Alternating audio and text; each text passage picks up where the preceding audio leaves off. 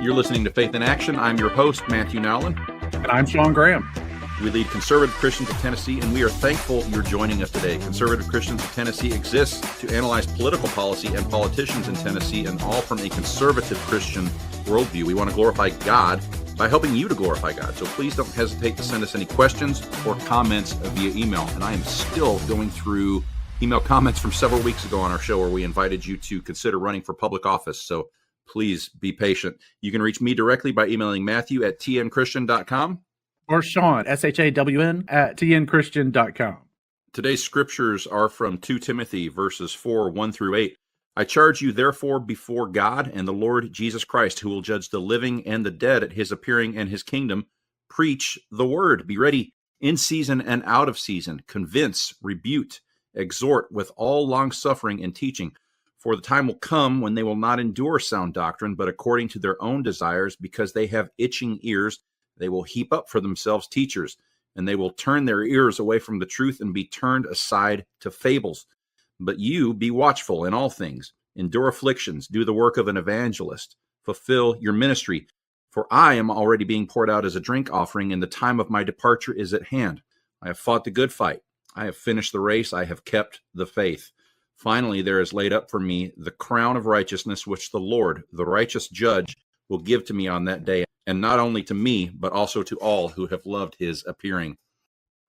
Listeners, today, as we all settle into our post-Thanksgiving rest or coma in some cases, we're excited to bring you an interview that started over a year ago now. Sean and I heard about the Center for Academic Faithfulness and Flourishing about that time, and we talked a lot about it. Sean kept talking about it and could not talk anymore really about how much it's needed. He started going on about how this is an asset that homeschoolers and all Christian families have needed for decades. And he was excited to see that people were developing tools to meet the needs of our modern conservative movement. I say all this so that you can have an inside look into how we make the sausage. Every once in a while, we get scared because episode for a week falls through.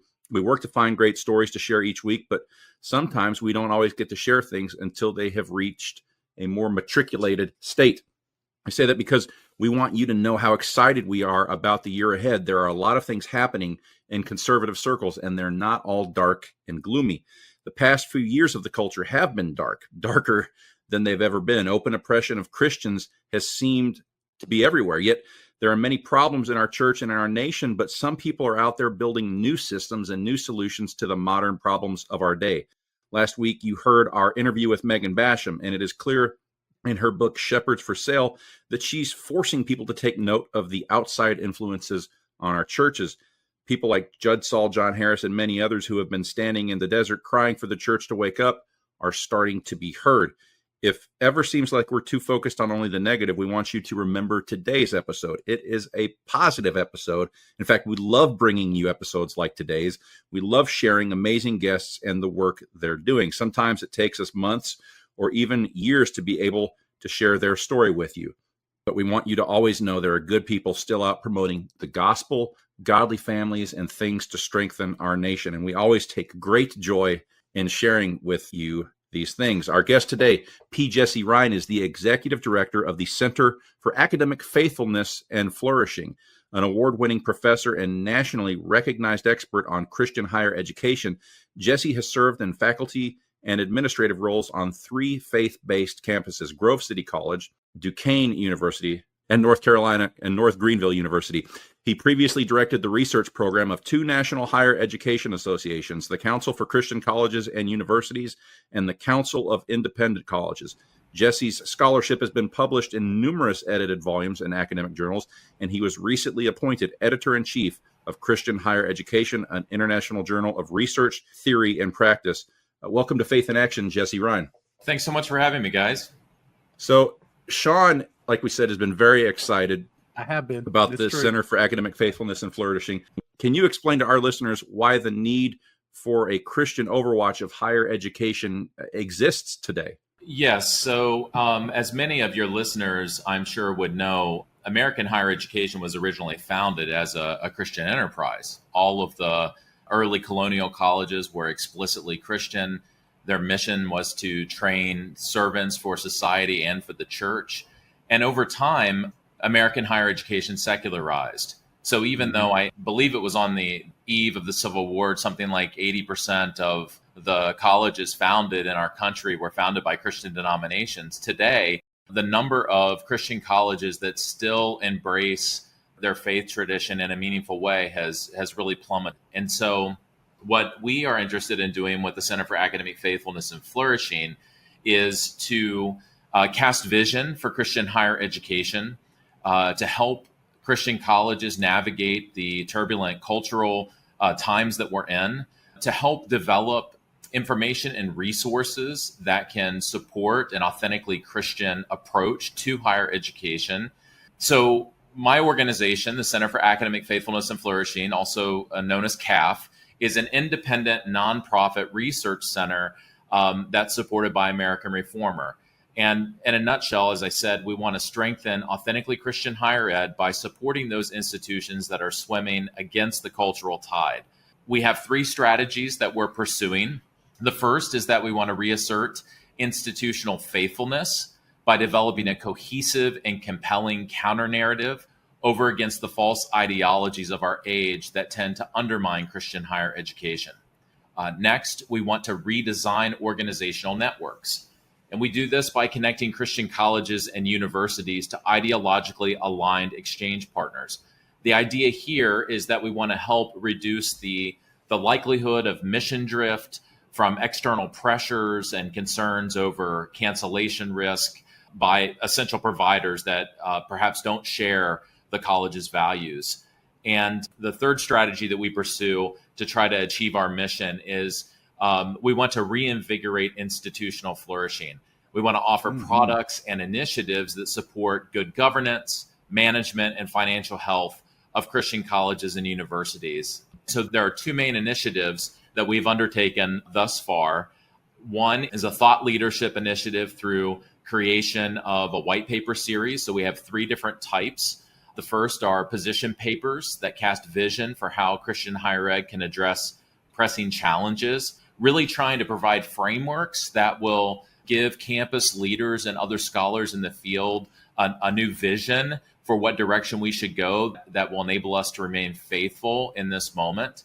Secondly, we have research reports that present empirical studies bringing data together and analysis to inform policy and practice on campuses. And then finally, we have something called the Guide Series. We'll be publishing our first installment in that white paper series. And the idea here is to illuminate key issues in Christian higher education for a non-specialist audience. So some of your listeners might be interested in these guides. Our first one looks at what academic freedom means in the Christian college context.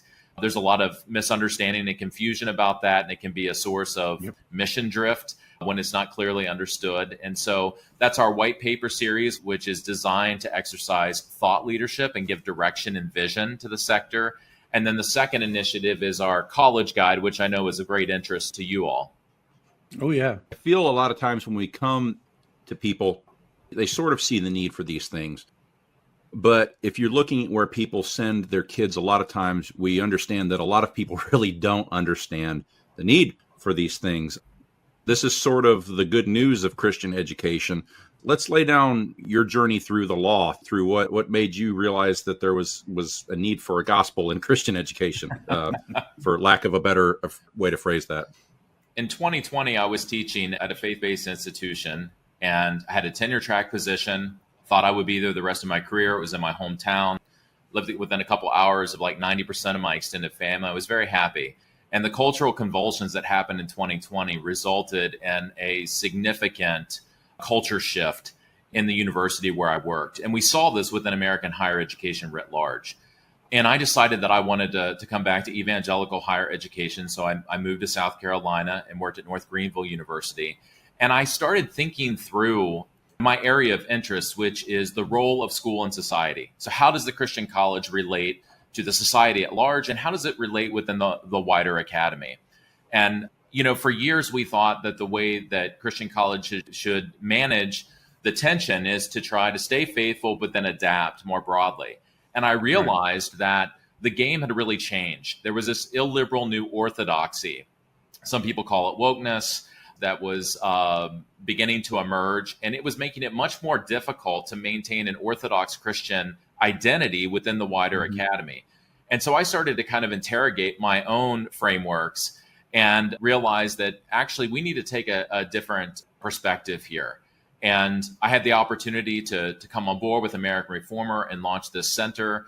And, one of the challenges that we've always had in Christian higher ed, but it's especially acute right now, I call it the problem of kind of sprinkling holy water on secular concepts and trying to adopt them within the Christian academy. And we have these baptized facsimiles of what's on offer at a secular university. And for so many years, the idea was that, well, we want to try to soften the edges as much as we can and appeal to as wide of an audience as we can. And that's really not what's needed right now. It was problematic whenever it would cause drift, but now we ultimately need to be engaging in what I call Christian self-determination. We believe in Christian higher education, that the Christian worldview can provide answers to all of life's major questions and give us direction and how we ought to live our lives across a whole range of academic disciplines and career paths. And so we need to have confidence in that worldview and in that perspective. And we need to develop out our practices, our programs, the way that we behave in our institutions, our expectations for students in alignment with that Christian worldview. That's excellent. I appreciate the white papers you have put out. After we had an event here in Memphis with Hillsdale last month and talked to them, one of the things that they're founding, they realized early on, was that institutional autonomy was so important for them to be able to teach at the level and that they wanted to, and the material and content. One of your white papers, you talk about that. You talk about the accreditation system and how that could be used to further this, not detract from what you're trying to do with empowering Christian higher ed. Speak to that a little bit, because I think people automatically assume that the accreditation system is against us. One of the reasons that accreditation is so important is because it is one of the prerequisites that a college must meet in order to qualify for the federal student loan program. And on average, Christian colleges and universities are about 70% tuition dependent. So what do I mean by that? About 70 cents out of every dollar that goes into the operating budget at most Christian colleges will come from tuition, fees, room, and board. So if an institution is no longer able to get access to federal student loans and Pell Grants and other types of assistance, the likelihood that that institution will be able to continue is very low. Just as an aside, I completed my first 2 years of undergraduate study at Hillsdale. Sure. And I'm a graduate of Grove City College, which is one of the other handful of schools that don't accept federal funding. Yep. So there are a handful of schools that are in that position where they are able to be independent, and it does safeguard their mission. But for the overwhelming majority of Christian colleges, they have to maintain accreditation. And so one of the things that has happened post-2020 is the codification of diversity, equity, and inclusion, or DEI standards, by the major accreditors. And what this means is that institutions have to show that they are in alignment or compliance with these standards in order to maintain their accreditation. The white paper that we published looks at challenges and opportunities for Christian higher ed. And one of the things that the first Trump administration did in 2020 under Secretary Betsy DeVos, they created something called the Accreditation Marketplace.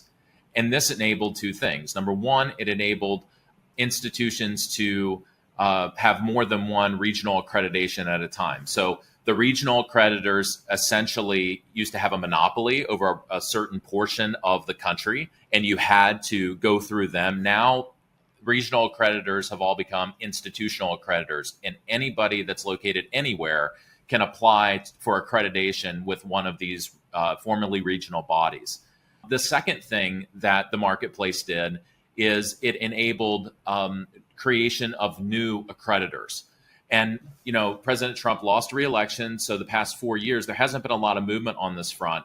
But there is some cause for optimism in a second Trump administration. In fact, in a short video on X, President-elect Trump actually spoke to the need to create new accreditors and to rein in existing accreditors who have become highly politicized. And so in the white paper that you referenced that we published at faithfulcolleges.org, Rob Manzo, the author, argued that Christian colleges should band together and create an accreditor just for Christian higher education that would understand our needs and our standards and our mission and be able to create accreditation guidelines that will be meaningful and keep institutions on mission. That's a paradigm shift for those of us who care about Christian education. Look back to the man that I consider the father of Christian education, the father of homeschooling, R.J. Rushdoony, very much argued that accreditation was always going to be the way to get the snake in the tent, and the way to start biting everyone and slowly but steadily ensure affiliation and alignment with the world. Are you looking for just one group, or are you looking for even more than one group to emerge from this? But with that, you're saying there's hope that we could have some type of Christian authority that would not align with the world. Yes. Well, we certainly have to guard against that movement whenever we're engaged in anything dealing with government agencies, right? So there has to be some vigilance. But I am hopeful that an interdenominational group of intentionally Christ-centered institutions could come together and create an accreditation organization that would preserve the access to federal student loan resources and enable institutions to exercise this Christian self-determination and defining quality standards based on our particular missions. That is exciting. And you're just the guy to lead that. You're so well sourced on all the information. Your white papers are excellent, but I can't stay there forever. I got to talk about the guide. The college guide is phenomenal. Thank you for this resource. It's needed in parents, families, churches, everybody who wants to talk about these institutions. I've seen parents in tears come up to me and say, I thought I was sending her off for a quality Christian education. And it breaks parents' soul to think, I sent them off. The secular world education would have been better. They would have known what they were going into. What you're doing here with this guide is a needed tool. Tell our listeners the methodology for what you're doing. You're methodical in this, and it's a good guide. Sean, you're right. There's nothing worse than sending your son or daughter to a school and thinking that they share your values, and then finding out around Thanksgiving of freshman year that your son or daughter is thinking in different ways. And there's nothing better than finding the right fit where you see your son or daughter growing in the Lord and being equipped with a Christian worldview, using their gifts and finding their calling. And so, one of the challenges with the college search process is that it can be really overwhelming for parents and for students. And this is because there are over 800 colleges and universities in the U.S. that self-identify as religiously affiliated in one way or another. And there is a massive range of practice in that group. And so what we've done is we have profiled over 250 intentionally Christian colleges that follow what's called the systemic model. This is integrating the Christian faith throughout the curriculum and throughout the practices. So all the colleges that are in our guide are going to have four characteristics. They're going to have a board-approved public Christian mission statement. They're going to have a policy of hiring only professing Christians as full-time faculty, as defined by their particular faith tradition. They're going to teach from the standpoint of faith. So integration of faith and learning is one of the major paradigms that's used. So they'll bring the particular academic discipline into conversation with Christian faith. And then they're going to intentionally develop the spiritual lives of their students, often through programming like chapel. So what we have done is we have taken the 259 total institutions right now, and we essentially developed an objective methodology to gather facts about these institutions. So we're not a ranking or a rating or a scoring system. There are plenty of those out there on the market. I mean, anytime you rank something, even if you're making your best effort, you're going to be making some sort of value judgment. And that may not match all Christian families' priorities. So what we've done is we've gathered objective, independently verified, trustworthy information on these institutions, about 150 data points for each school. And we have made this free, online, and fully searchable to the general public. It took us over 2,000 hours of research to compile this. And, no parent or student has that time to invest in a college search. So we're hoping to enable you to go in, pick a couple filters, choose the things that matter to you, get some results, read the profiles. You can save schools to a list within your user profile so you can return to it later, and then whittle it down to a group of contenders, and then go out on those campuses and really dig in and get a sense of the campus culture there at those institutions. That's the goal that we have. Awesome. What has been the response of institutions of higher learning to this guide? It has been overwhelmingly positive. So we want to connect faithful Christian families to faithful Christian institutions. And we want to raise awareness. There are so many wonderful institutions across the country that, they're fairly modestly resourced, but they're standing firm and they're swimming against the cultural tide. And we want to help Christian families get to know those institutions. And one thing that I'll say is that they all have appreciated, not only do we include all of the regular things that you're going to find in a college guide, what the majors and minors are that they offer, what kind of degrees you can complete, if they have certain varsity sports, how much it costs, the acceptance rate, all the kind of standard fare that you'll see in a college guide. Mm-hmm. We also include characteristics that get at the Christian identity and culture at the institution. So things like, does the college have a statement of faith? If it does it affirm the deity of Christ, the authority of Scripture? Does it affirm traditional marriage? Who's required to abide by the statement of faith? And then also things like the campus student experience, right? So how is student housing arranged? What are the intervisitation policies? What are the expectations for student behavior? How does the college or university treat diversity? Does it have a diversity office? Does it have an LGBTQ student club? What are the spiritual life offerings? How many chapels are there a semester? And this is great. So is this really more of a guide? You call it a guide, but it's really a filter system to let you filter things through and sieve them through large particulations to smaller particulations to really find that little nugget of gold that's left in your pan at the end. It is essentially a highly detailed directory of institutions. There you go. Yeah.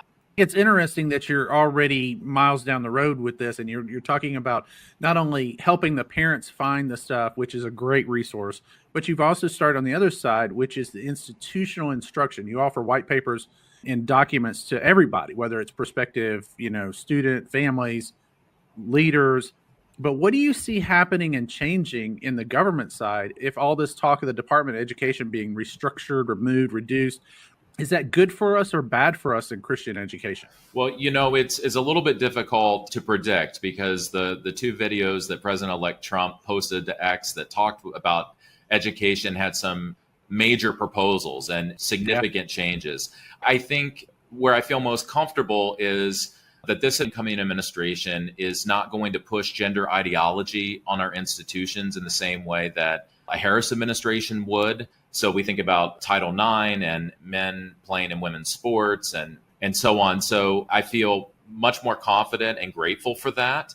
And I also think on the accreditation front, more momentum will build towards kind of mission-specific accreditors and also getting the DEI standards and the politicization out of the major existing accreditors. Yes, praise the Lord for that.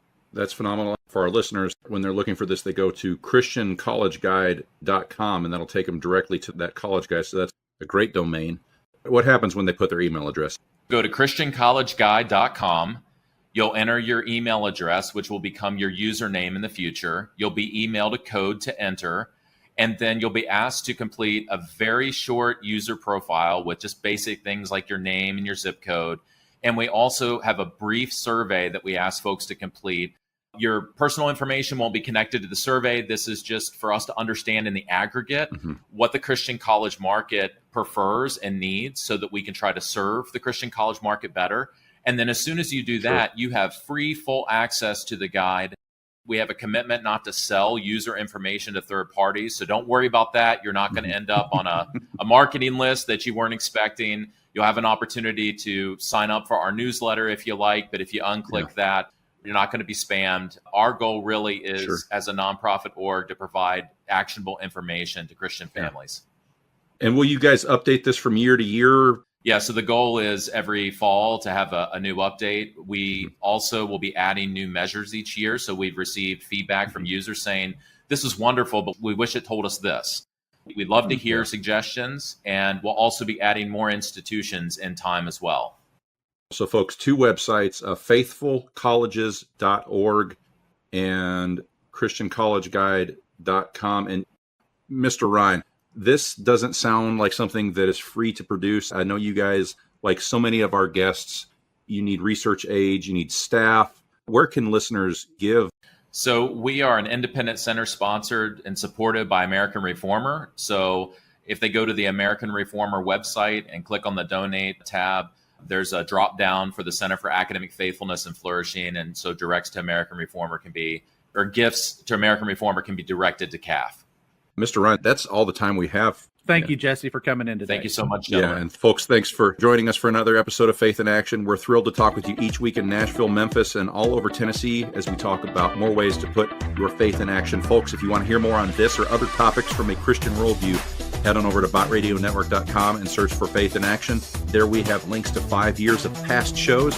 You can listen to a wide range of guests sharing their wisdom about current events that affect Tennessee and the entire nation. And until next week, remember, the Lord shall reign forever and ever.